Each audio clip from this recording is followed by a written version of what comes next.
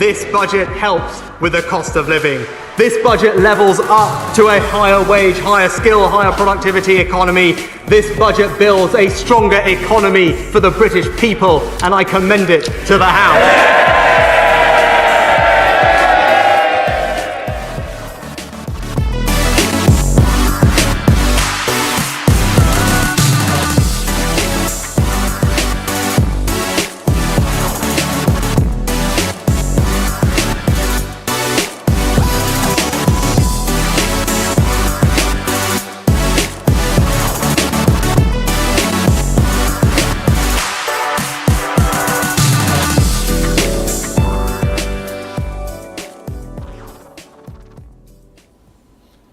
Well, good evening everyone, and welcome to this exclusive event which is being live streamed on Twitter. And this is a really important moment. This is the Chancellor's very first broadcast interview since he was standing up in the chamber just a few hours ago with that brilliant budget. But ladies and gentlemen, there's no such thing as a free lunch. So I can't see it, but hopefully you can see underneath the screen. There's a link here, and if you like what you're seeing tonight, you like what you saw in the budget, hopefully you like both, then please click on the link and make a donation. And more than that, we're going to incentivise you with a really important prize. We're going to have a raffle. Everyone who donates will be able to win a copy of the Red Book, but better than that, I'm going to ask the Chancellor now to sign this live. So over to you, Chancellor, to do the signature.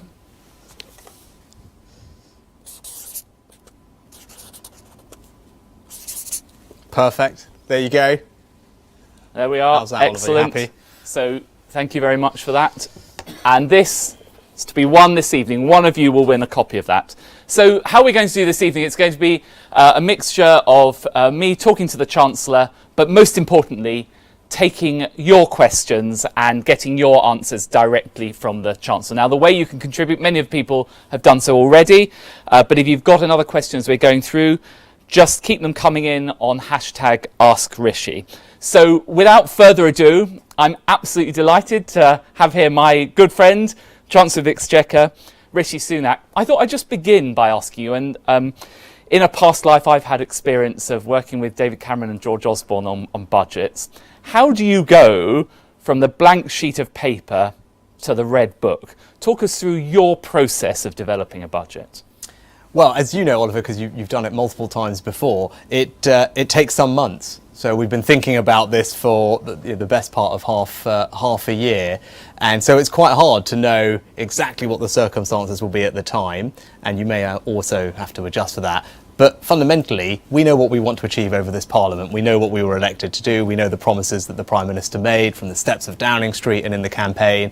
And the job of this budget was to deliver on all of those, because this budget also contains something called a spending review when we set out all the departments' budgets for the rest of the Parliament. And because we've been very clear about more hospitals, more nurses, more police officers, levelling up across the country, we had a pretty good template for what we needed to do. And then on the budget side of things, that's where you have to be a little bit more timely.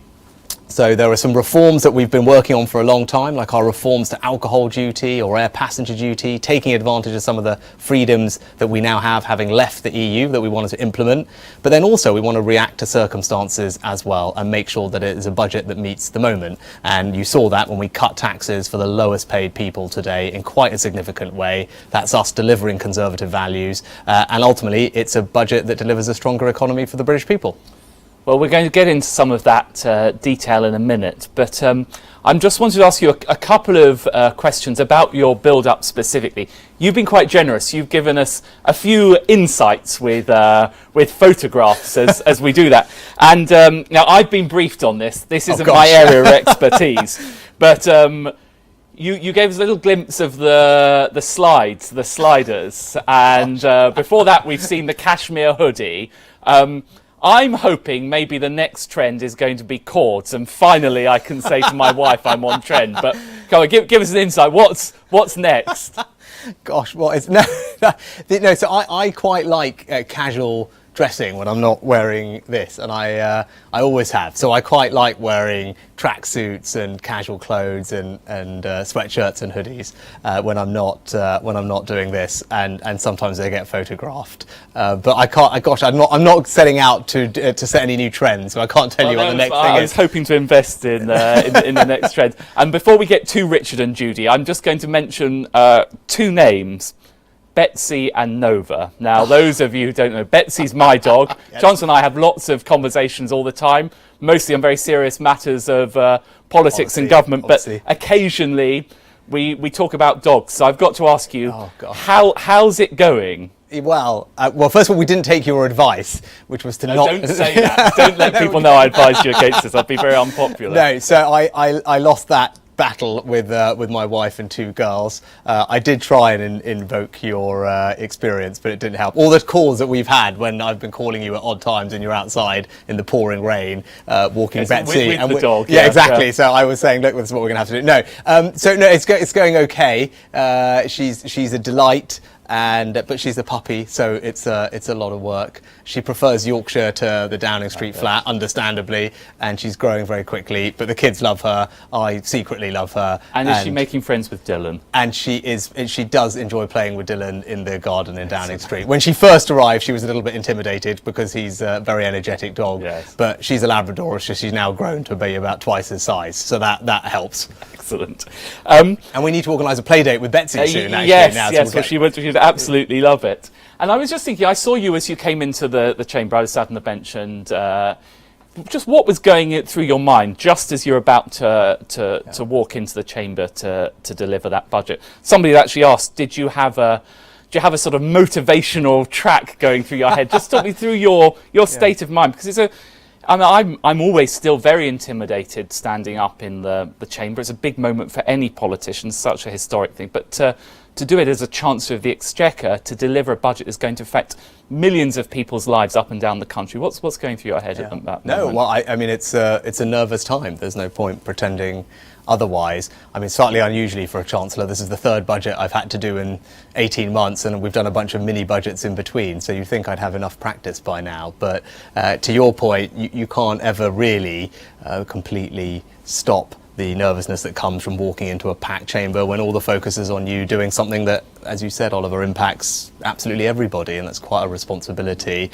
When I'm walking in, I'm focused on the speech ultimately, because it's a long speech, and you want to make sure that you don't fluff it up, and you want to make sure the opening you get right. So I'm really just thinking about that, and thinking about the key messages that I really need to emphasise. And so I'm sitting there not really listening to much of PMQs. So if you saw me today, you'd see I'm just glazing that out and just focusing on the speech, and then the boring things about making sure you have a glass of water ready for you, because you need to get through almost an hour's worth of talking. But yeah, no, it's a nerve-wracking time. When I first did my first budget, was a year and a bit ago, I'd only had the job 3 weeks, so that was incredibly nerve-wracking, and it's the only time my wife has come to see me do anything, and she was there that first time for a bit of encouragement and support, but she was not there today, so I was on my own, but hopefully it was all right. And I know you're a teetotaler. You're not going to do what Ken did with whiskey or whatever else, and previous chancellors. I stuck. Not tempted to have something to. No, to I don't know pep you what up a actually. bit. I don't know what the rules are, because you're allowed alcohol when you do these budget speeches, which, as you said, for me as a teetotaler doesn't help. I'm not entirely sure if you're allowed other soft drinks. I've never asked the question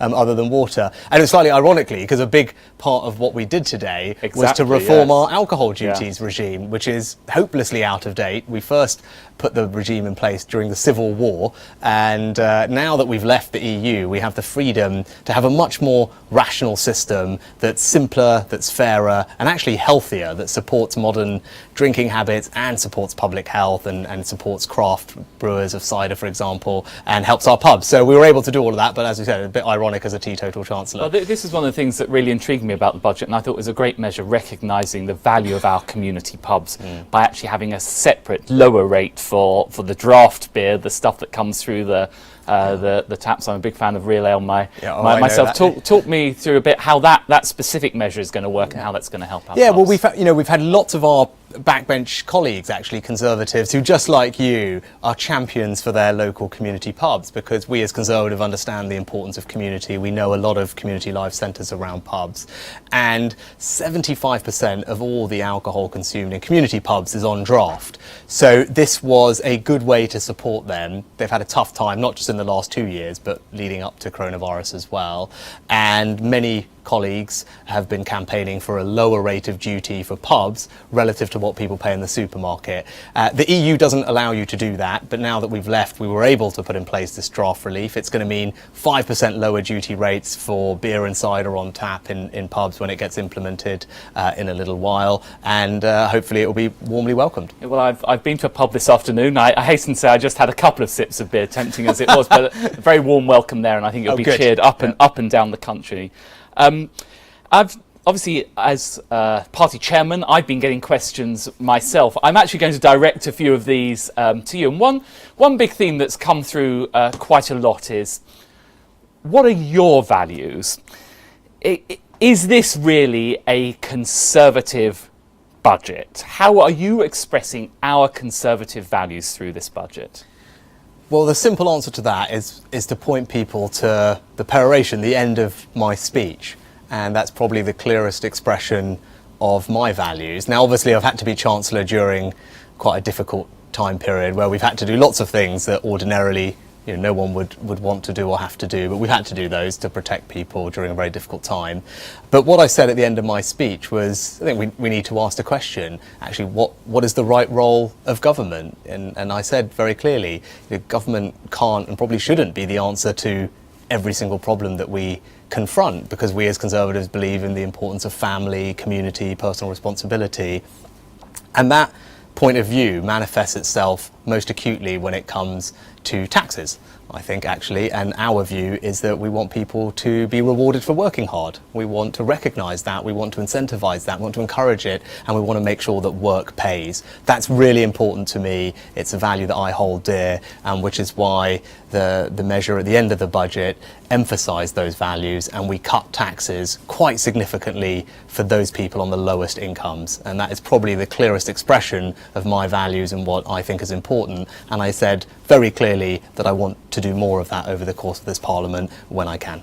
Well, that's another question that's been on lots of people's lips. Is there going to be some more of this to come? Some welcome relief for people from taxes, some tax cuts to come? Is that an aspiration for you? Yeah, it's absolutely an aspiration. And I have to recognise, as I said in the speech, the tax burden at the moment is at historically high levels. And I can't apologise that, because it's a function of the once in 300 year economic shock that we suffered and the response we had to put in place to help get the country through it. The good news is the plan that we put in place is working, and all the figures today about our growth, about the jobs market, so much better than anyone feared a year ago. So, we should feel good about that and proud about that as Conservatives, that our plan has worked. But I said very clearly that that's enough. And that my mission over the rest of this Parliament is for taxes to be going down by the end, not up. That's what I want to deliver, but I don't want it to be just empty rhetoric, which is why I wanted to start a step on that journey today with our very significant tax cut for those on the lowest incomes. Very good. And I have to do another prompt here for everyone. Don't forget, keep making the donations. You could win a copy of this, some of the measures we've already talked about. Now, I'm going to turn to some questions that have been coming in both before and during this from many people watching this. This one comes from David in Portsmouth.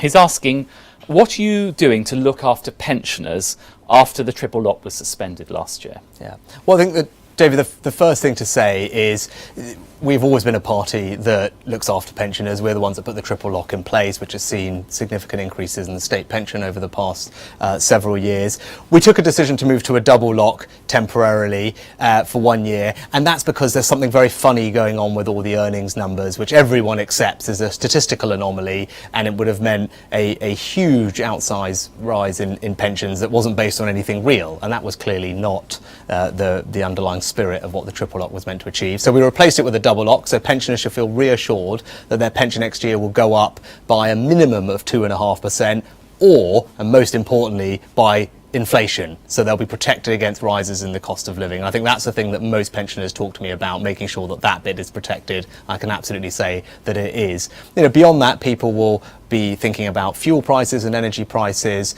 One thing we have in place is the winter fuel payment, which provides payments of up to £300 to several million pensioners to help with winter fuel bills. So hopefully that was in place as well.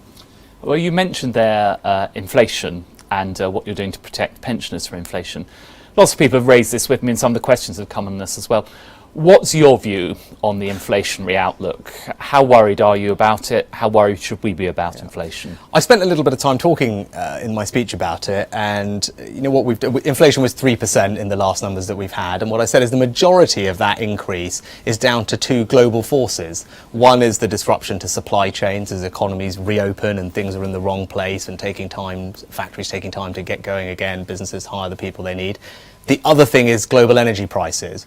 And I've been very honest, it would be irresponsible of me to say I can wave a magic wand and make those global problems disappear overnight. They're not unique to the UK, they're a shared challenge. But where we can make a difference, we are. So HGV drivers, for example, the Transport Secretary is doing a great job increasing the number of temporary visas, speeding people through the testing process, changing something called the cabotage requirements to get more capacity out of the system. And today he announced more funding for lorry park facilities to help attract people into the industry. And on my end, we froze fuel duty today. And that's something that we can do as a government to help with the cost of living and inflation. So for the 12th year in a row, fuel duty has been frozen. That will save people, as it has done over the past decade. And that's Conservative government doing its bit to keep the cost of living down. And clearly inflation is linked through to interest rates. Yes. Interest rates are one of the tools we governments have used to respond to inflation in the past. And there's a question specifically here from Hilary from Northampton. She's asking, what's your prediction? It's always quite dangerous chances. What's your prediction for interest rates over the next few years? Clearly people will be thinking about their loan repayments, their mortgages and so on. Any sense of that? So it's, Hilary, it wouldn't be appropriate for me to comment on the future path of interest rates. That's a decision for the Bank of England, and you've been seeing their members have been making some comments about this in the press recently, so we'll be able to see that. But to your earlier question, of course, inflation and interest rates they're some of the things that I have to think about. They're on my list of things that I have to make sure we protect the country against, protect the public finances against, and that's why sound money is so important. We need to get borrowing down, debt back under control and falling. And that's actually what all the forecasts from today's budget show, that we are doing that. We are back to being a party of fiscal responsibility, looking after people's money so that we can build up some protection, some resilience against inflation and interest rates changing in the future, because if they go up, struck actually it has by an what impact. you were saying about the risk of if we allow borrowing to get out of control and then we see inflation interest rates rising, how that impacts on public finances and our ability to fund our schools, hospitals and so on. That's absolutely right. And it's the same way that people, as you were saying, they might have a mortgage with a floating rate. We have a lot of our government debt that is essentially linked to the price of inflation directly. So, our costs go up as that go up, and if interest rates go up, then that has an impact on us. And that now, the impact of that is much more significant than it used to be. And that's why I have done my best. We've had to take some difficult decisions, but I believe they were the responsible and right decisions to strengthen our public finances. And if we hadn't done that, I don't think we'd be in a strong position today. Something that's related to that is measures on the environment. I'm sure we both agree, I know we both agree, and I know Conservatives agree on this. We need to address climate change is one of the existential crises facing our planet. But people also want to be reassured how that fits with cost of living. Can households afford that? What's your response to that point? Well, last week the Prime Minister set out the government's net zero strategy, which is incredibly comprehensive look across the board at all the things we need to do, whether it's offshore wind or nuclear, or invest in hydrogen, carbon capture and storage, electrify our car fleet, and so on and so forth. And so there's lots in there. It's been widely acknowledged as being one of the most comprehensive responses from a government to climate change. And my belief is, if we carry on and do all those things, we can help lower the cost to households, which we need to do because the cost of many of these things today is high. And that's why we're providing some subsidies, some support to help increase the take-up of new technologies. That will help get the cost down. We've seen that happen before with electric car batteries, with solar power, with offshore wind turbines. And so we should have confidence that we can keep doing that, because ultimately, like you, we want to make sure that we can make this transition in a way that keeps people's bills as low as possible. Well, more topics we're talking about in the Chancellor's Red Book. Remember to keep on bidding. You could win this. You could win it by donating and entering the raffle. Time is already ticking by, so if you've got some more questions, get them in now. I've got a huge list, so I'm going to try in the remaining minutes to crack through these We'll get a bit more fast pace. bit more speed. Yes, Go on then. quick Q&A. So first of all, Liam from Birkenhead, what are you doing to help get more young people on the housing ladder? Very quickly, the thing I'd point to is our 95% mortgage guarantee, Liam. I outlined that at the spring budget. It was operational about 6 weeks later. And what had happened is 95% mortgages had disappeared from the market because of coronavirus. Obviously, lots of young first-time buyers don't have as much money for a large deposit, so they need these 95% mortgages. We worked with the banks, we created a government guarantee scheme, and now I'm pleased to say I think there are something like 300 or more 95% products out there for buyers. When we started in the spring, there were less than 6 from memory, so hopefully that can help. Great. On to the NHS. This one comes from Ajaz in Leeds. He says, we're rightly spending a lot of money on the NHS to support it during the pandemic. But how can we make sure that we're still getting value for money for patients? Yep, that's an excellent question. And you're absolutely right. It is the largest call on the public purse, the NHS. It is everyone's number one priority, and it now accounts for the largest chunk of our public spending. So it's really important, especially as we're asking everyone to contribute a bit more to help the NHS recover, that every one of those pounds is spent as well as it could be and we get value for money. And the Health Secretary is doing a great job of really focusing on that. How can we use technology? How can we make some reforms in order to drive value for money and better performance? Because we really need to make sure that everyone's hard-earned pounds are getting the results that we need. And as Conservatives, that's what we should care about. We shouldn't measure success by how many billions we spend. It's about the outcomes we achieve and the lives we transform. Well, related to that, how do we get the money in? People want to see everyone paying their fair share.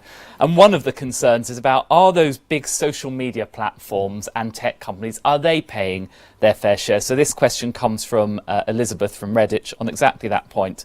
How can we ensure that social media platforms and big online retailers pay their fair share of tax? Yeah, and this is something you and I worked on when you were Culture Secretary. Indeed. And I think the good news is people should feel proud about the UK's leadership in helping put together a new global tax treaty to tackle big digital firms. That's some of the work that I've led in the G7, and then we've worked in the G20, and we now have an international agreement amongst 140 countries to coordinate how we approach this. Because these companies are very large, they operate in multiple countries, we needed a global solution. That's how the tax system works. That required a new treaty, and over the course of this year, we've managed to get agreement, and that will mean that we can tax these companies properly, and that agreement is going to be implemented over the next year or two. And in the interim, we have a temporary tax called the Digital Services Tax, which is an imperfect but still a levy on exactly those companies. But that will be replaced by this new global agreement, which is great news.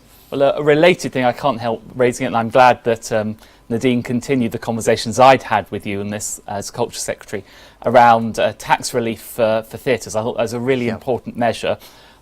Is that going to help us get bums on seats in the West End as hopefully those the curtains go up again? I've had the pleasure of seeing a great number of shows, both as Culture Secretary and since. How's that going to help our West End and cities across the country? You did a great job as Culture Secretary in making sure that we supported our amazing cultural sector through the crisis. We talked a lot about businesses and people, but our cultural sector is important, and I think what we put in place is probably more comprehensive than almost any other country. And in thanks to you, there are places up and down the country, small local theatres or independent cinemas that were supported through and are open again. And I think it's actually fair to say, when you and I first started talking about this, when the crisis hit, we were both very worried that we could be losing museums, theatres and galleries. I don't think that we have lost a single one thanks to coronavirus. To Yeah, I think that is broadly right, which is yeah. amazing. And we as Conservatives know how important these institutions are to our communities, to our civic life. And again, you and I talked about some of these creative tax reliefs, they're called, for the cultural sector.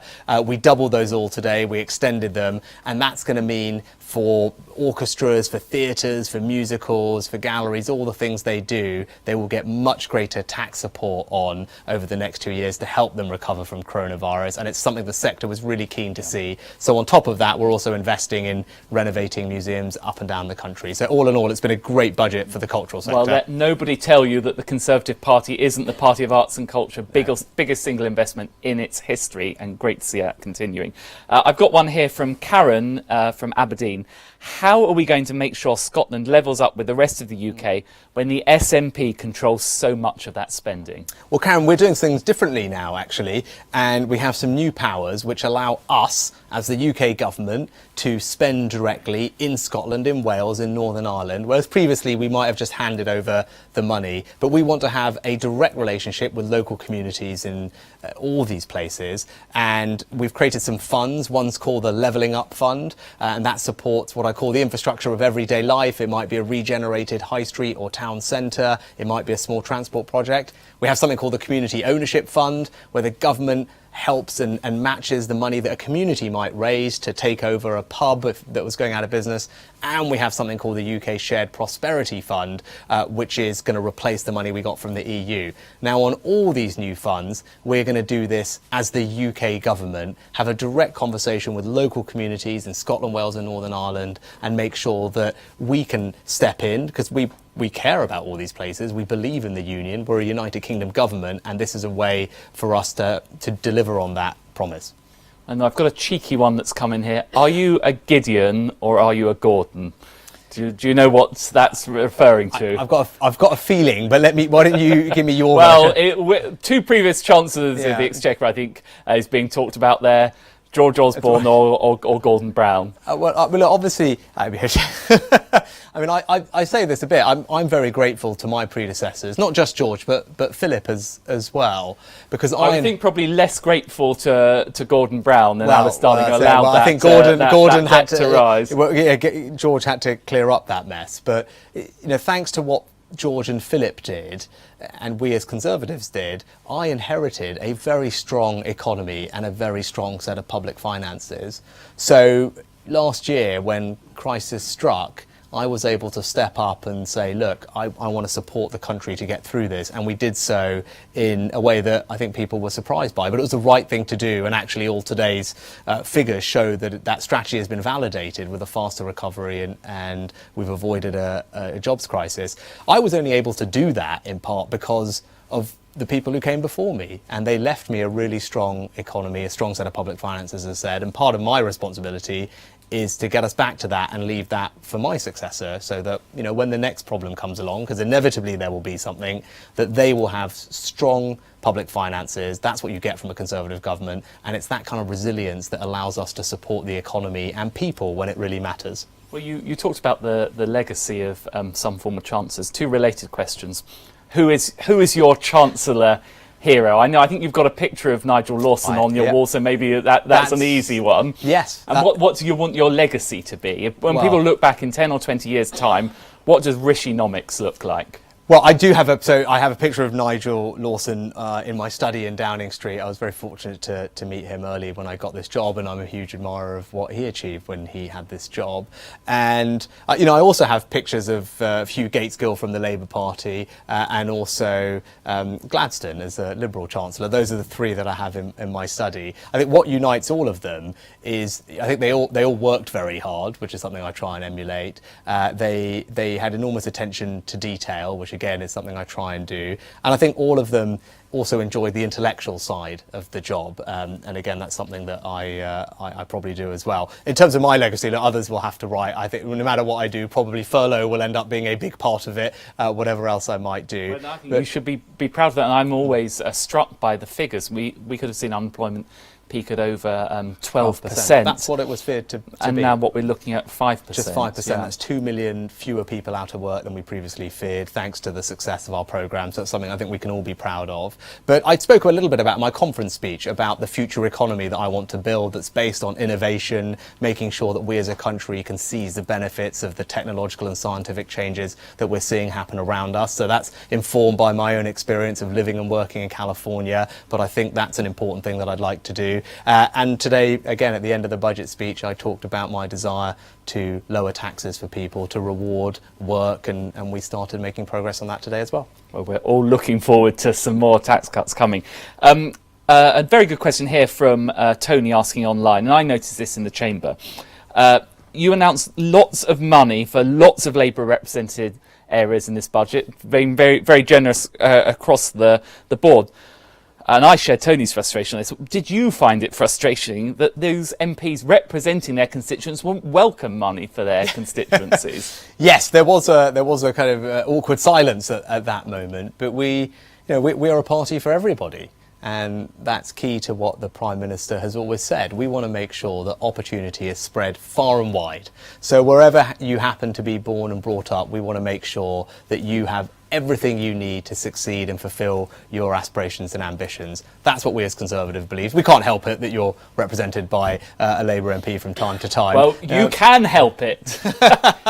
You can bid for this and you can help fund the Conservative Party so we win more seats and free people from being subject to Labour MPs. Sorry, Chancellor. Well, that's absolutely right. I think what people would have seen today is just an enormous commitment to the levelling up agenda. So whether you're in the rural southwest, on the south coast, or up in the northeast near me in Teesside, we are a party that should speak to you. We should reward your hard work and we should support your aspirations. That's what I believe, that's what you believe, and that's what this budget delivers. What a brilliant way to end. We just about have to wrap up now. I've just been asked to ask you a last couple of slightly back to Richard and Judy style right at the very end. This one's coming from Marie. Are you hoping that your next holiday will be a staycation or will you go abroad? I am hoping I can get back to California, where we used to live, and we have a home, and it's my preferred place to be away. I haven't been away for a very long time on holiday, and now that I've got this out the way, hopefully at some point I can try and take a holiday. And this weekend, are you going to get any time off? No, I'm actually in Italy with the Prime Minister for the G20 summit. Stops. So yes, not this weekend. Great. Well, listen, the very last question before I say thank you, which is, what do you want people to go away from this budget with? If there's one thing you want people to know from this Red Book, again, you can still bid for it. What's the one thing you want to get across from here? Well, the tagline is there. This is a budget that builds a stronger economy from the British people, and we've delivered on all the things that we said we would do. But I think the most important bit was a bit that we've spent some time talking about. We as a party believe in rewarding work, rewarding people's efforts, and today we cut taxes on work for the lowest paid in our society, and we did it pretty significantly, and that speaks to our values and it speaks to what we want to achieve over this Parliament. Rishi Sunak, Chancellor of the Exchequer, thank you very much. Thank you everyone for tuning in to this. Thank you for your continuing support for the Conservative Party, and we look forward to doing it again soon.